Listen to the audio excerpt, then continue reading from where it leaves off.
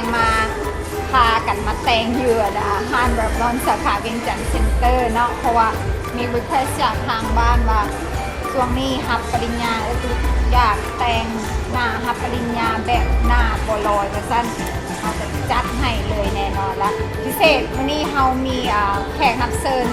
จากทางแบบร้อนซางแบบร้อนเฮาสบายดีน้องตูน สบายดีตู น้องตูนนี่ก็เป็นสร้างที่เก่งอีกคนหนึ่งเนาะอยู่แบบร้อนของพวกเขาและที่สำคัญเพิ่นกระซิบปริญญาคือกัน แล้ แม่นบ่ วกำลังจะหาใบประกาศเนาะในใกล้ๆนี่แหละ โอเคและได้ยินว่ามีหมูมาให้สวยแต่งอีก แม่แล้วมีผู้ว่าถามว่าเฮ้ยจะหาใบประกาศแล้วเฮ็ดจังไดอยากแต่งหน้านะมาแต่งให้แน่ต้องแต่งจังไดน่ะอันนี้ก็ยังให้คำตอบหมู่บ่ได้เนาะแล้วก็เลยแบบว่าก็แต่งได้อยู่แต่ว่าก็ยังบ่มั่นใจนะก็เลยมื้อนี้ก็เลยได้มาเรียนกับไอ้ตุ๊กก่อน เพราะว่าน้องตูนนี่จะผิวเข้มกว่าเอ้ยตุ๊กเนาะเอ้ยตุ๊กก็เลยอยากให้เห็นเลยว่าการแต่งหน้าคนผิวเข้มกับคนผิวโบเข้มคือเอ้ยตุ๊กนี่มันจะแตกต่างกันแบบใดเนาะแล้วที่สำคัญรับประกันวันหน้าบัวลอยเดี๋ยวเราไปเบิ่งพร้อมกันเลยเนาะตูนเนาะโอเคเดี๋ยวเราก็มาเริ่มไปพร้อมๆกันเลยเนาะกับการแต่งหน้ารับปริญญามื้อนี้เริ่มที่บำรุงก่อนเนาะน้องตูนเนาะตรงไหนเราก็ใส่บำรุงต้องใส่บำรุงกันอยู่แล้ว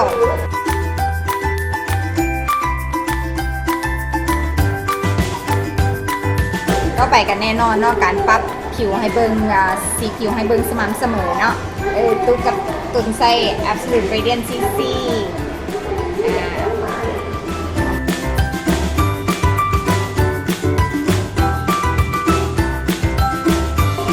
ดันการเลือกไซส์ห้องพื้นเด้อ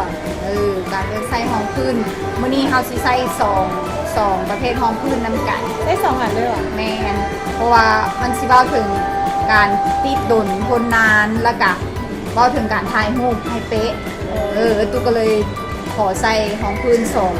สองอย่าง2แบบปนกันเลยนี่มื้อนี้เฮาก็มาใส่ Color Stay กับ Photo Ready Airbrushของตุนมีแล้วเนาะเซตของตุนมีละโอเค แต่ว่ายังบ่เคยผสมบ่เคยใส่ห้องพื้น2ตัวจักเทื่อสินะ ลองเบิ่ง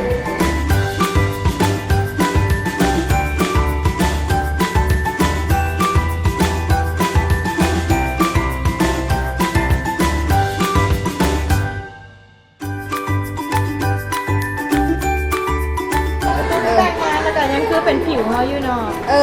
แม่นบ่แล้วผิวเนียนๆแบบซีเมอร์มือเอาบ่ล่ะ เอา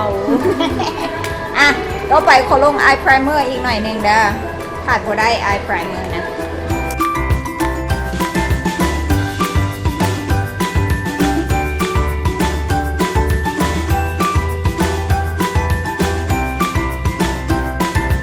ได้แล้วเนาะโอเคของพื้นแล้วตุนนะเดี๋ยวพาเขาสิพาลงปัดแก้มให้ครีมก่อน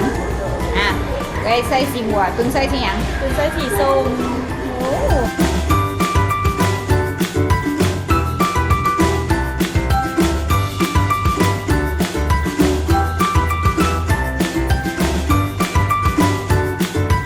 ได้ละตุน แล้ว ไปเบิ่ง2-3 ซัดแล้วก็ยังบ่โมกโอเค พอลงแป้งแข็งเดี๋ยวจะเอิ้นเนาะ Color Stay เขาจะเอิ้น Color Stay Press Powder ตัวนี้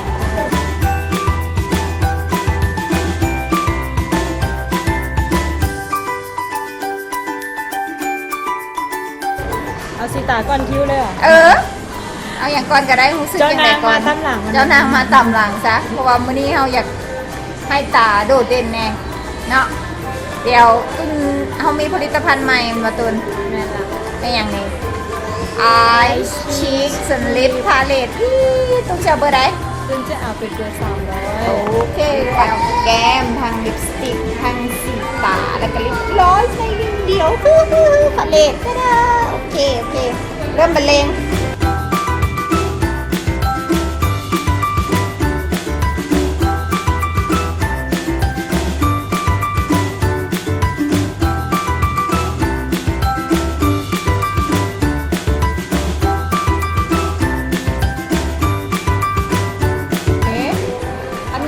เบิ้ง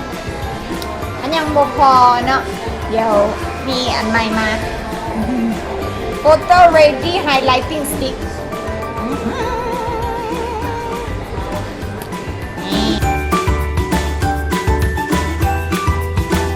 ขอบตาเลยแบบนี้น่ะ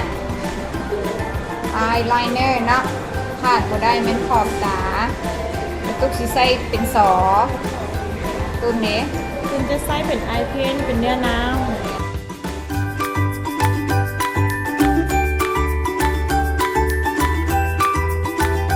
ปัดมัสคาร่ากันเลย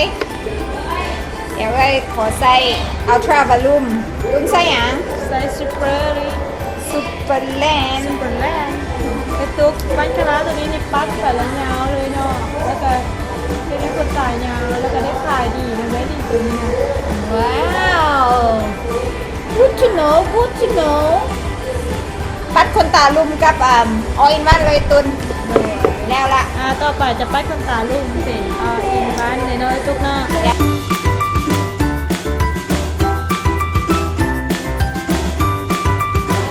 เต็มคิวเลยตุนเฮา โดย ใส่มือเนี้ยใส่อะไร Stable Fantasy นางเอกของเฮาเนาะ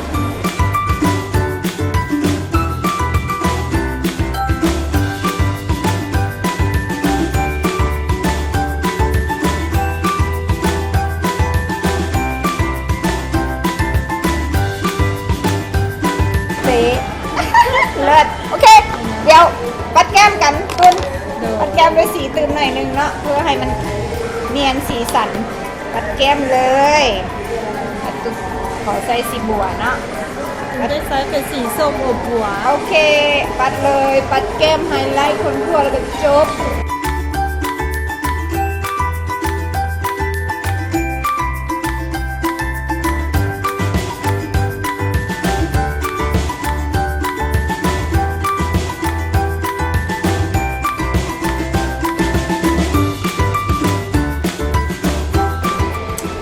ลิปสติก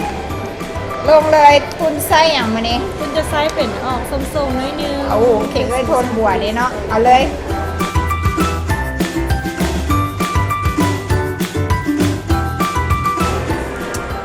เติมด้วยมอยเจอร์สเตนหน่อยหนึ่งเนาะ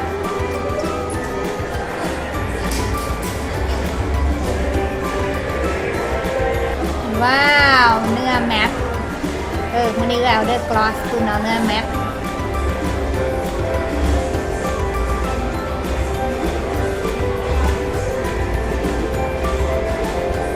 đấy wow สวยงามสวยงามสวยงาม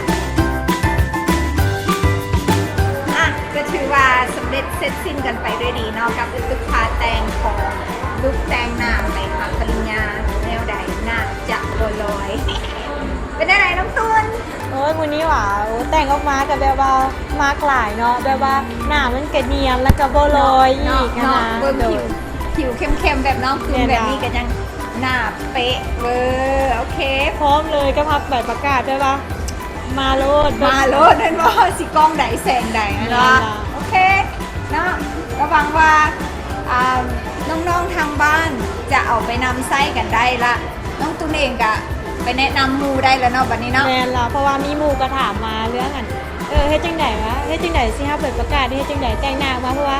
หมู่กะยานเวลาฮับใบประกาศแล้วพายหมู่จะหน้าลอยสิ แล้วส่วนหลายก็มาให้น้องตุนแต่ง โอเคเนาะ